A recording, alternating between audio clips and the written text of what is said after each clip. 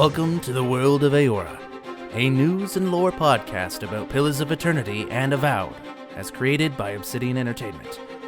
I'm your host, Eric, aka Gingerino. Thank you all for listening. Let's get into today's lore.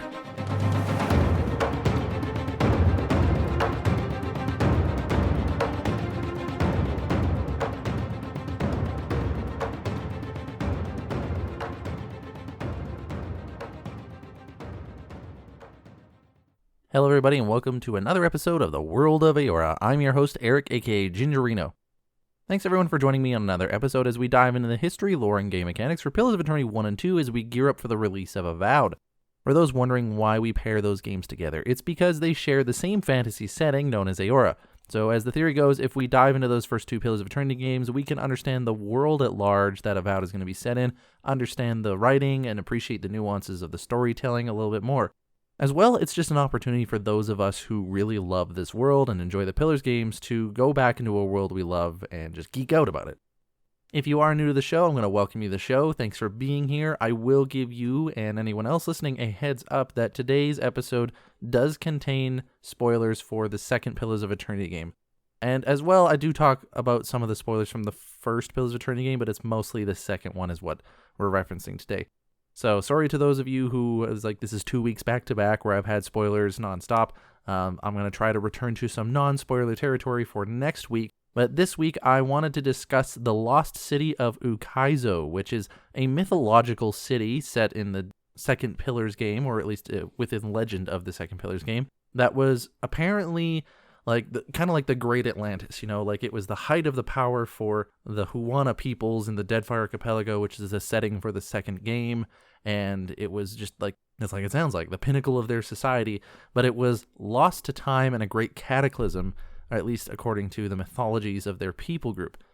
Now, you do learn a little bit more about the lost city of Ukaizo as you play the second Pillars of Eternity game, and through those explorations, we learn some of the secrets about what's going on in the Deadfire Archipelago, which is the spoilers we're talking about in today's episode. So if you want to avoid those spoilers, I highly recommend tuning out of today's episode. I do have a lot of other episodes about the Huana if you're interested in learning about that people group without having as many spoilers. So yeah, again, sorry for those who were hoping for no spoilers. I will try to return to something next week that is non-spoilery. No recent news to go over at the time of this recording anyways. There's been a few more articles put out about Pillars of Eternity and Avowed if you're interested in reading up on that stuff, but nothing newsworthy, just kind of people's takes on the comparisons from other games or how new mechanics or certain perspectives may be good or not good for the series, etc., etc. So if you're interested in reading any of those, you can just look them up pretty easy. Avowed news or Pillars of Eternity news, you can usually find things on Reddit if it says anything notable, but nothing worth discussing here on today's show. So with that said, let's just dive into today's lore. I'm curious. What exactly did you find there? So the first thing that I want to read from the lore of Pillars of Eternity 2 Deadfire is an excerpt from the second game that talks about just how important and mythological Ukaizo is to the people of the Deadfire Archipelago and the Huana tribes.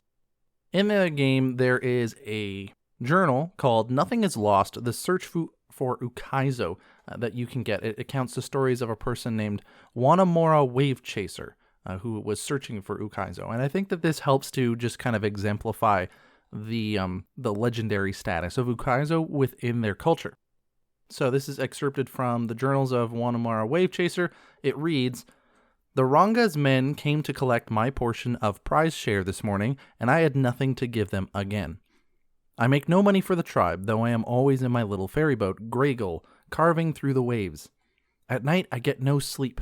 Huaitaro asks me to conserve the lamp oil to come to bed, but I can't, not until I find it." A little bit of context here in the beginning. The Ranga is one of the leader figures within the tribal societies. Prize share has to do with their caste system. The Huana peoples of the Deadfire Archipelago, these are the native people that live in that area. They have a caste system within their society. There's the upper, middle, and lower class. They each have their own names, but we're not doing an episode on those now. And there is something called prize share, which has to do with like everybody contributes to, basically everybody gives food, and the first people to eat will be the people at the top. They're basically thought of as the head, and then the middle is more of like the working class. Well, not the working class, but kind of, I guess, middle class works. And then the lower tiers, their role is basically to do the manual labor, the menial labor, and to die in the case of a famine or something like that. They basically are meant to be sacrificed first, kind of a thing. There's an entire system to it, and I talk about it a little bit more on the Huana episodes if you're interested in checking it out. But the prize share has to do with what you have to give to the community at large. Going back to the journal, I know it's out there, the lost city of Ukaizo.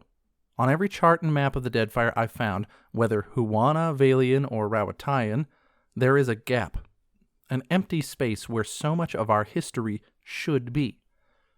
Did it burn to ash and cinders in the cataclysm? Did it sink below the waves? Does Ngati clutch it to her breast at the bottom of the sea? Some other things to note here for context. Huana, Valian, and Rawatayan are just different factions or societies or people groups within the world of Eora at large. Basically saying that all of these powerful political powers have a gap in their maps somewhere in the world. And it's a space where the Deadfire Archipelago and the people of the Huana should have history, but there's just a gap there. When they talk about the cataclysm, this refers to part of their mythology. A long time ago, there was a cataclysm in the Deadfire Archipelago that raised the sea and destroyed a lot of the Deadfire and caused the city of Ukaizo to become lost in the first place. Ngati is the name of the ocean goddess that, at least from their perspective, in the other cultures, like in the one that you come from, you'll probably know her as Andra, one of the 11 gods of this world. Perhaps it's lost and wandering, like me, unmoored, looking for a home it can't remember, but for which some insistent longing burns in its chest, an ember always smoldering, a little fire to push it on. Waitaro wants me to give it up, but how can I? On mornings when the sky is so clear I can hardly catch my breath for the beauty of it, I think I see it out there, shimmering in the brightened blue light. Is it a taunt or a beckoning? Would I be able to tell the difference? I ask the fisher folk when they return with their catch at sunset. Tabir, I say, did you see anything? Or you, Mabori? How about you, Puara? They avoid me now. Waitaro says they're busy, but I know they think I'm tide-sick and sun-addled. The way Puira's lips curls in disgust when I approach, the way Tabir's eyes see right through me, I know. They won't have to suffer me much longer, because tomorrow I am taking Gregel and sailing north. Someone has to chase the old tales, so I will. So I think that just exemplifies kind of what Ukaizo is within their culture. Now, obviously, this is the perspective of one person in a tribal settlement, where perhaps they think of him as a bit of a loony bin. But we can see that Ukaizo is part of their mythology. He refers to it as the lost city of Ukaizo. And he, along with I'm sure many others, are obsessed with finding it again because it should house a lot of Huana culture and get some of their power back.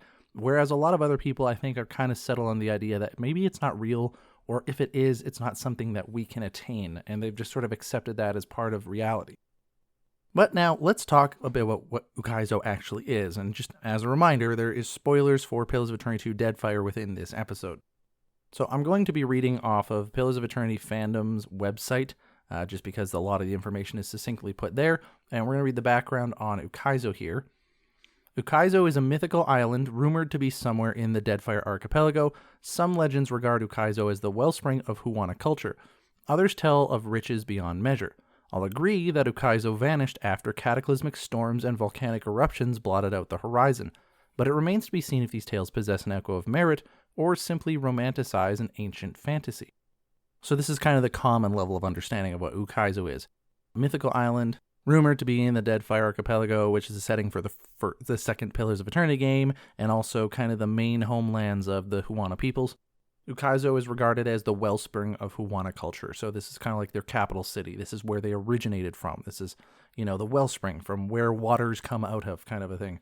But that it vanished sometime after a cataclysmic storm and volcanic eruptions blotted out the horizon.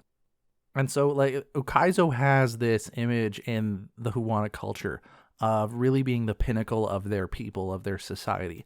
And having lost that, I think is kind of talks about, or at least it is a message for them that about their history and where they are now, that they've fallen from the height at which they once were, and perhaps they can get there again.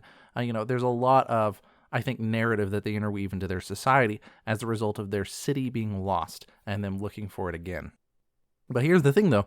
Unlike many myths, and this is me reading back on the fandom website again, Ukaizo does exist, but it is as lost as the tales make it out to be. It may be hard to picture, but this city was once full of life, bringing together the Huana and Kith from many other cultures. Great hanging trees shadowed the boulevards, gardens sprawled across the open rooftops. Each spring, a festival procession would wind its way from the hillside into the valleys. The celebrants would pass through a steep walk amongst the stalls of foreign merchants, flowers falling upon them from all sides, and all people of all nations together in a celebration of new life. Such was the power and beauty of Lost Ukaizo. I'm not sure where they're quoting this from, like this does sound familiar, but there's no source on this particular excerpt. But basically, like this, it's not, I don't know if it's a paradise. It is a lost city, and it was a very great place to be. It does look rather beautiful. It is a place that you can actually get to in the Deadfire game, or at least it looks like it would have been beautiful. There's not a lot there that we can see. There's only 4 locations that we get to interact with while we're there. It was also the heart of the Huana Empire and the Deadfire, from which they protected the archipelago altogether with 3 dragons as part of their covenant with Ngati, the god they worshipped. Decades passed in harmony, if not centuries, until the Ngwithans arrived. A people full of wisdom, ingenuity, and terrifying ambition. The Ngwithans were quick to endear themselves to their Huana hosts, and together these 2 great societies constructed machines across the archipelago with the power to sort, sequester, and destroy souls. Many thousands of Huana willingly sacrificed themselves to aid in the machine's creation, for they believed the Ngwithans' project to be a noble one. So this is a big paragraph here. So the reason I wanted to do this episode in the first place is because my previous episode to this, we talked about the Ngwithans and some of the more esoteric lore and the purposes and ideas behind why they were doing what they were doing, which has to do with, again, a lot of spoilers from the previous Pillars of Eternity games.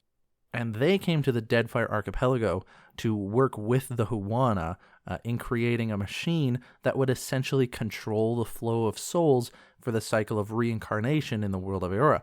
Because as you may know, the World of Eora runs on a cycle of reincarnation. You die, your soul leaves your body, goes to the beyond, where the gods are, comes back after a time and goes into a new body. Boom, cycle of reincarnation, also known as the wheel. The thing is, though, is that cycle is naturally occurring within this world, but it was random, and it was, I guess, not very efficient. And so the Ngwithans wanted to create a machine that would essentially funnel these souls to one place and then sort them. And that's what they were trying to do at a place called Moiguieth. I don't know if I pronounced that right, but that's where this machine is within the city of Ukaizo that they were building. And it seems like the Huana were on their side. It says they were willingly sacrificing themselves to aid in this machine's creation. They believed the Ngwithans' project to be a noble one. And there is some nobility to it, depending on how you want to put it. For example, with the natural process of reincarnation, there was the proclivity towards souls not ending up in bodies. So babies would be born without souls. They're essentially called hollowborn, and they're just empty vessels. There's no person in there, right? Whereas after this machine is built, those kind of things will happen less because it is aiding this natural process to be more efficient and to actually, I guess, work better, you know? Souls won't just go randomly here or there or get lost or people won't get missed. That's the idea behind it. So there is a nobility behind it, although, as you may know, if you know a lot about the Ngwithans, there's almost certainly some ulterior motives going on. The Ngwithan machine built at Ukaizo was the most precious of them all, knowing they would need a guardian to protect it. The Ngwithans entreated the 3 dragon servants of Ngati with an offer. And that's something that we just talked about, we didn't really discuss, that Huana people at Ukaizo had these 3 dragons that they had as part of the covenant with their god Ngati. This, I think, also water shaping is part of that as well. Water shaping is a power that Ngati gave the people of the Huana to protect the luminous Adra within the area. At least that's the idea anyways. And it seems that there was also a covenant with these 3 dragons to protect the city of Ukaizo. The Ngwithans would grant the dragons eternal life at the cost of their eternal service. The dragons thus allowed the Ngwithans to tether their souls to a single beast, the guardian of Ukaizo, and rejoiced in their new undying form. But the Ngwithans outmaneuvered the Huana and the dragons. They sacrificed their society on the altar of apotheosis, leaving their hosts dumbfounded. To protect the secret of the Ingwithin's ascent to artificial godhood, the god who would become Andra called down a great storm upon the city of Ukaizo and the surrounding islands, which culminated in the crashing of Ioni Brathar, the moon, against the surface of Eora. Ukaizo was hidden from prying eyes for the next 20 centuries as the guardian of Ukaizo became the keeper of a dead city, bound in body to forever protect a place that no longer existed. And so this is kind of the big turn within history. The Ingwithins come to Ukaizo, they're working with the Huana, create this machine, and then they activate their Apotheosis project and just completely pull the rug out from everybody involved, including the Guardian of Ukaizo, which have these dragon souls tethered to it. And the Guardian of Ukaizo is actually someone or something, if you want to call it that you can meet in the game of Deadfire. When the Ingwithins sacrificed their entire society to create the gods of the world, one of those gods, whom the Huana would call Ngati, but a lot more players would know as Andra, that god is now created and is now actually real, and she wants to protect the secret of how they were created and what went on here, obviously to kind of, one, I think protect the gods in a sense, from their secret getting out, but also I think to protect the people on the planet, because if that kind of a secret gets out, it could lead to widespread panic and calamity, right? So she summons a great storm to hide the city of Ukaizo, and even pulls the moon out of orbit, that's Ioni Brathar, on the surface of Eora in an attempt to destroy it. However, the god Abidan intervened a little bit, we learned this from lore somewhere else, to save the people of Eora. But still, this calamity, which is in Huana mythology, did occur. Just some of the details behind the scenes they don't really know of. And so now you have this massive oceanic storm around Ukaizo, so that nobody knows where it is, this oceanic storm called Andra's Mortar. And you have this guardian of Ukaizo with 3 dragon souls inside of it that is the keeper of a dead city. And the Ingwithins are all dead and gone, the gods have now been created, and the Inquisition will shortly start after that to spread the faith of these gods throughout the world. And that's the brief history of Ukaizo as it relates to this. Now, there's some other things that we can discuss about Ukaizo, such as locations within it. There's the Ukaizo Harbor, the Grand Promenade, Andra's Spire, and Moai Guieth. There's not a lot to say about these places in particular regarding the lore. Ukaizo Harbor, once a grand port of Ukaizo, is now destroyed. This is where you confront the Guardian of Ukaizo. The Grand Promenade was once the most beautiful avenue in the city, overlooking its splendor and majesty. Now it is a dead stretch of wet stone and bronze. Andra's Spire is the heart of the storms that plague Andra's Mortar and the site of the first covenant with Ngati. This is an interesting place because this is where you actually can interact with some of the machines that are here at Ukaizo. There's a device atop this tower, which is Andra's Spire, and it's spinning wildly in blurring revolutions, as it's put here on the fandom website. And basically, this device that's on top of this spire, if you shut it off, then the storms that are covering the area will disappear. So it's interesting to know that in the lore, Andra, the goddess, creates these storms, but it seems that this machine is the thing that is perpetuating them. So did she do this directly, or did she have an intermediary that she worked through? We're not really sure. Interestingly, though, this is actually a place where if you have Takehu, one of the companions of the game, with you, you can learn a little bit about some of the history of Ukaizo, particularly that covenant that I referred to earlier that the Huana people had with Ngati, which we now know as Andra. You get a brief vision if you talk to Takehu and you watch into his soul, and there is a moment where you can get this vision, and it's described as saying, "Dumu the eldest, Tapua the wise, and Tokima the recaller, step forward and be recognized." A feminine voice echoes from across the millennia. "You are the stewards of my covenant, for as long as your people guard the isles, the Adra, and themselves, then a measure of my power is theirs to command." And this first covenant is where the Water Shaping Guild and the Water Shapers within the guild get their power from to be able to do water shaping, which, is like water bending from Avatar, but that's besides the point. Anyways, that's just an interesting piece of history. If you're interested in kind of the history of that specifically, like what happened with the Water Shapers and some interesting stuff going on with what's happening with their power, feel free to check out my episode on the Water Shapers Guild. But yeah, this is a place where you can disable the storms, and now anybody has access to Ukaizo as a result. The last place, Moy Guieth, is the place where the reincarnation machine lies.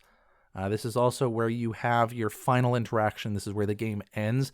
You have your final interaction with the god Aethys, as he is here to do his work. Like, this is where he has been going through the entire game to fulfill the purpose of why he is here. And this entire location within the map of Ukaizo is just so that you can interact with Aethys, have a conversation with him, which will affect the endings of the game, like what happens after this moment. Now, there is an option where you can basically tell Aethys, the god, like, all right, we're going to duke it out, buddy, you and me right here, fisticuffs. He blinks at you and you explode into a million pieces. Well, you don't explode, but, you don't win, which I love Obsidian for doing. They have a similar interaction with the god Remergon where you mouth him off and he's like, okay, that's enough. And he just vaporizes you into nothing. I love that they do that instead of making the player character invincible. Like, they actually have these states where you can say some dumbass thing and be killed as a result. But yeah, so that's Moai Gueth, where you interact with Aethys, and he is at the reincarnation machine, which is funneling souls and dispersing them out into the world. You learn a lot about this machine, and including the fact that if it is destroyed, it turns out that the natural cycle of reincarnation kind of relies on this machine now at this point. Like, it's become so reliant on this mechanical intervention that by removing this machine from the world's metaphysics, the natural cycle of reincarnation isn't going to operate the way it should, or even at all. We don't really find out the results of that, so I don't want to say anything definitively, but it definitely sounds like the cycle of reincarnation can't happen the way it did before. I don't know if that means that souls that are stuck in the beyond are now trapped there, or if they all come back at once. Does that mean that everyone born from now on is a Hollowborn? Like, what goes on?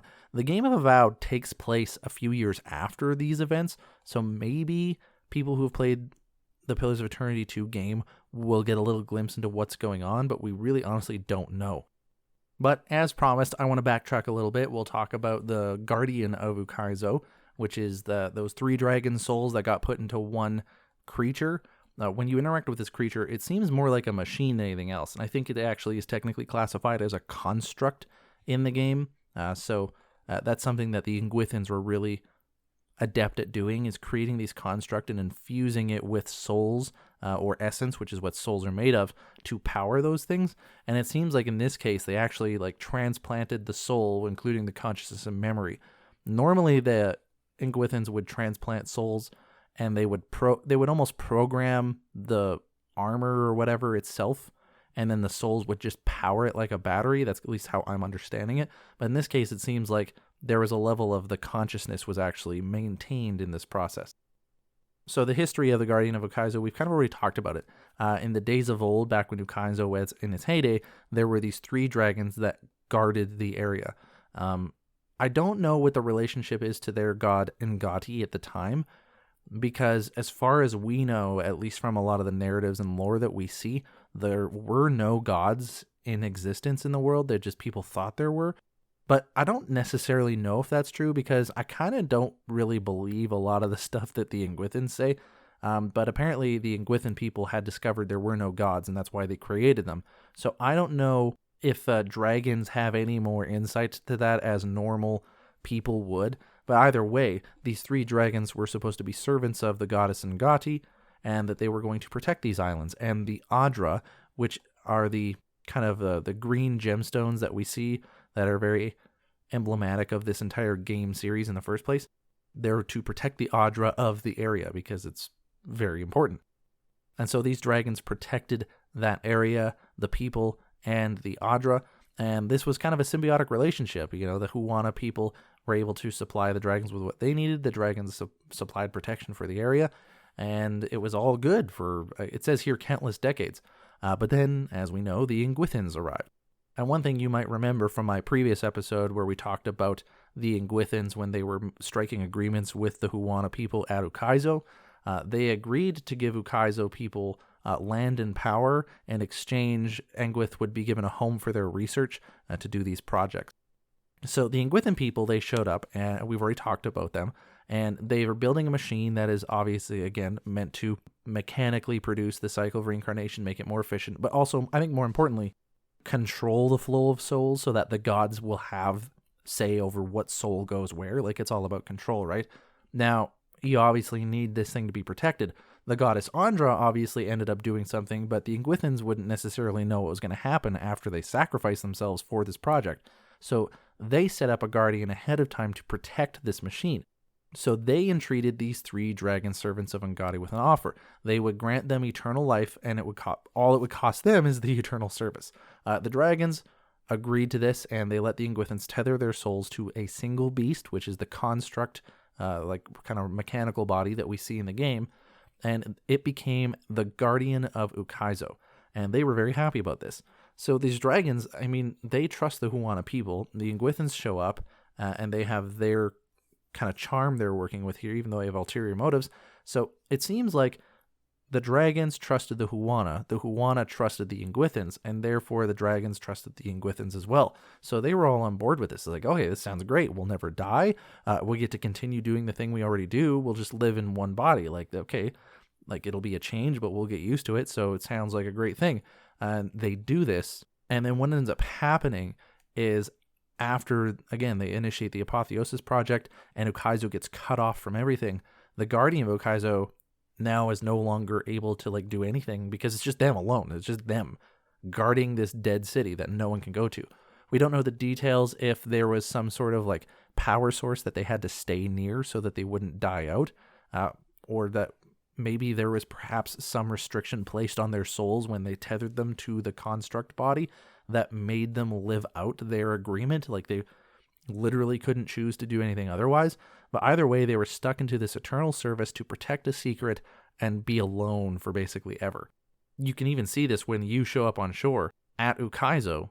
The guardian of Ukaizo finds you because that's its job, and it says, "You are the first kith to visit the shores of the lost Ukaizo, and you will be the last. We hope this puts your brilliant mind at ease." So this thing is very just programmed to do what it is to do. And for me, that sounds like a bleak existence. It's like, it's very clearly when you contrast it against the existence that these dragons had beforehand, where they were there in their biological bodies and they were living in a symbiotic relationship with the people that were there, and it was harmonious and good. And now they are stuck in this one mechanical body guarding a city that no one can get to. It's just very bleak existence compared to the harmonious one. Another figure from Huana history that I would like to discuss as part of today's episode is King Wingaro o Watari I, or Waturi, I guess I should say. And this is a person that you can see and interact with in the Beast of Winter DLC. He was the ruler of Ukaizo at the height of its power. He's described as a just and beloved ruler. He was assisted by a council of dedicated advisors, father of 7 children, the youngest of which was his only son, named Ndanke o Watari III. I don't know why that would be the third if he was the first, if that's his child. How does that make sense? Am I understanding that? Whatever. He's named after his grandfather. So then he should be the second. Maybe this is a typo on the website. I don't know. Anyways. So King Wingaro is the ruler of Ukaizo, and there's his little description. He is in charge of Ukaizo at the time when the Inguithans arrive. Specifically, a person named Theos, who we know is the antagonist from the first Pillars of Eternity game. He came bearing gifts and many promises, and told the king that he and his soul shapers, as it's called here, would allow him to commune with the gods. They promised him glory, strength, and to grow his empire, and that it would persist through the centuries. His council apparently was against this idea, but he permitted them, that is the Inguithans, to erect their contraption in the heart of the city in a place worthy of the gods, quote unquote. So he allowed these machines to be created in the first place. Now, something about him, Theos that is, was setting off the red flags for his council. And unfortunately, the guy didn't pay attention, didn't listen to his council, even though that's what they're for. And as a result, the calamity and the tragedy of what happened to the great city of Ukaizo and the Huana people at large happened as a result of them allowing this in the first place. I mean, Theos would have found a way to succeed anyways. The guy basically just comes back and he can die, but then he just comes back again later. I'll do an episode on him. We can explore his lore a little bit more. But I think Theos appealed to the king's insecurities regarding his fatherhood. Because it says here on this website anyways that he wanted to give his youngest the world. He had hoped to make the Huana Empire endless, and he wanted to give them security and leave an unmatched legacy behind. So, and I can understand that as a father, that you want to provide your children with something safe and you want to give them the best that you possibly can. But sometimes I think that can lead to blinders. So he listened and favored Theos, this Ingwithan person, and even kind of grew distant from his council, who clearly did not agree with or like Theos very much. He lavished gifts upon the Ingwithans. He helped them build the structure that is the machine that they created there, and he even helped them activate it. But when he activated the machine at Ukaizo, half of the city's population was killed instantly. The souls were ripped from his people's bodies, and the other half of the people fled or were killed as these newly born gods were rampaging across the Deadfire Archipelago, destroying and consuming the entire city. Only the king, that is, this guy, had lived, or at least his soul was kind of left alive. His soul was not ripped from his body, but it is placed here in this kind of quest that he is kind of like living through this moment over and over again when you, the player character, can come here. But here is where we learn the story about him. Like this king who is leader of this great city, everything's good and harmonious just as it was before. He has these kids and he wants to provide safety and security and endless legacy for his kids. And he is tricked and charmed by Theos, helps him build this machine that destroys half of his people group. And the Huana peoples scatter. They flee the city of Ukaizo to get away from this destruction and these new gods that are just destroying everything. And the people of Huana at the time, they kind of split. This is a little side note. Some of these Amauan people flee far away from the Deadfire Archipelago, and it seems like they entered into the area of Rawatai, which is where the Rawataian people come from. And then the rest of them kind of stayed in the Deadfire Archipelago area, even though the place had been permanently changed as a result of what had happened here, especially after the moon got brought out of orbit and crashed into the Deadfire Archipelago. And those are all of the stories regarding Ukaizo. I mean, there are, I think, little stories here and there that we could talk about, but regarding the lore and the history of what Ukaizo is and was, that's really all there is to say. And if you've played the Pillars of Eternity 2 game, you're probably familiar with a lot of this. But I think when you kind of hear it all in one go, especially because the Beast of Winter DLC came out a long time after the game came out, and you hear those narratives separate from the ending, it's interesting to see just how important Ukaizo was to these people of the Huana. And it makes me sympathize with them a little bit more. Huana peoples are one of the 4 main factions that you can align with throughout the game and kind of like help rebuild them as much as you can. And I think about the plight that their people group went through and what they are living like now compared to what they lived like a long time ago. And I see how important a central place is like Ukaizo. And I think about that in terms of like regular society too, right? Like, do we have our, for lack of a better word, holy cities? And I don't mean that in a religious way, right? Does each culture have its own holy city that is like the pinnacle of its existence? With not necessarily a capital city, but just sort of like, it's a monument to your achievement. It's a place where you are most harmonious. It's where the values of your society are the most expressed around there. And what would happen to the people of that society and that group if that city was suddenly destroyed, right? I don't know much about the history of this, but I know that a long time ago in the city of Rome, it was considered like unbreachable. Like you couldn't sack the city. You couldn't penetrate it. Apparently at some point though, there were these barbarians who managed to actually do that. They got through the walls, they went through the city, they pillaged and did all the barbarian stuff, and then they left. They didn't stay and occupy the city, they just left. And it absolutely shattered people's identities in that city because it was considered the safe place to be. Like, there was no city greater than Rome, there was no place that was more secure than Rome, and yet these barbarians were able to do the unthinkable. And it just changed everyone's identity of like what that place was like. Like, okay, if this isn't safe, then what is, right? Now all of a sudden the world is a dangerous and scary place. And like, imagine trying to govern and lead an entire city when everyone starts thinking about this place differently like that. Obviously, that's not in the same level of destruction as Ukaizo because we're talking about a fantasy game, but still, we see the dramatic shift of the Huana in their ancient times and what they were like, and to what we see them as now with their caste system and them kind of roaming nomadically across islands and having a completely different culture. So it's just, I don't know, it's interesting. I like thinking out kind of like what some of this might mean philosophically or how it impacts society and things like that. That's what I think. But what do you think? what are your thoughts on the whole Ukaizo narrative from the Deadfire games? Does any of it like spark interesting thoughts and questions for you? Do you ever want to have discussions, things like that? If you do, and you want to have a friend to talk to about it, you can email me, bestfriend@gingerino, worldofeora@gmail.com. That was not the most smooth segue into doing socials for this show that I've ever done, but there it is. Anyways, so let's stop and ask about what does Ukaizo have to do with the game of Avowed coming out soon. Is an oath worth the weight of a crown? So what does the lost city of Ukaizo have to do with the game of Avowed? Arguably not a ton. I mean, there definitely could be a lot of interaction between the implications that Ukaizo is now accessible to the world. There could be a lot there that we'll hear about in Avowed, and honestly, I'm kind of expecting to hear something about it, right? Because there is this large city that is the height and power of the Huana peoples in the Deadfire Archipelago, and it is now open for business, for lack of a better word. Like, this is a monumental deal within the world of Eora, and it's sure to make its rounds in terms of like things that people will talk about. And so even though the Living Lands is on the other side of the planet, at least as far as I understand it, it still seems to me that people would be talking about it. So at the very least, I'm expecting to hear some dialogue about the city of Ukaizo. Perhaps we'll see what Obsidian considers the canon ending to that game. I don't know if they will try to make that kind of a commitment, but regardless, I do kind of expect there to be some dialogue, or even just overhearing people converse within the game, overhearing NPCs talk about it in the game.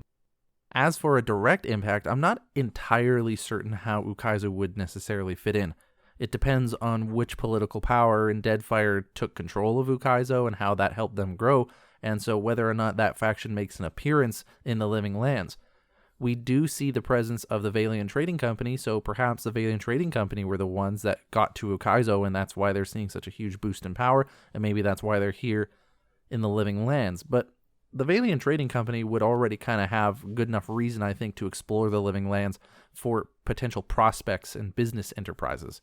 And there aren't really any NPCs that were just walking around Ukaizo that were timeless and ageless and are going to be in the Living Lands. So I don't know, like, unless there's an NPC from Deadfire, and this is entirely possible, that has gone and visited Ukaizo and has now since then come back and is in the Living Lands for whatever reason, I don't see like a direct impact on what's going on there happening in Avowed, which is crazy to say because Ukaizo is such a big deal.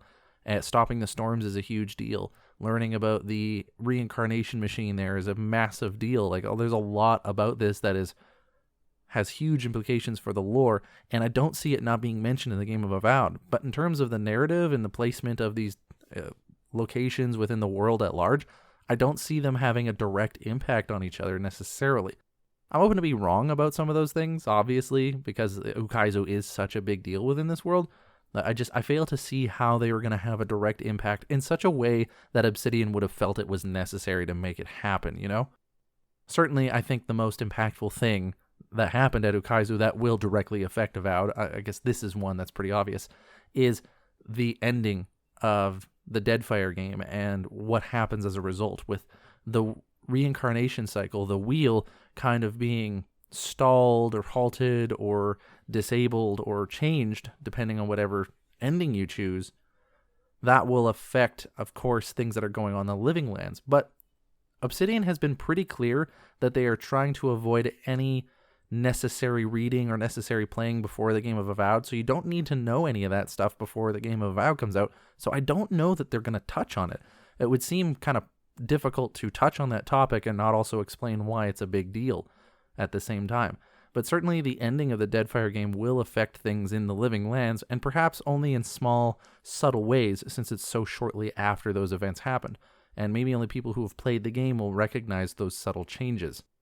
So as far as I'm concerned, I don't see a major thing happening, and there's so much speculation I could offer that I really, honestly don't even know where to begin.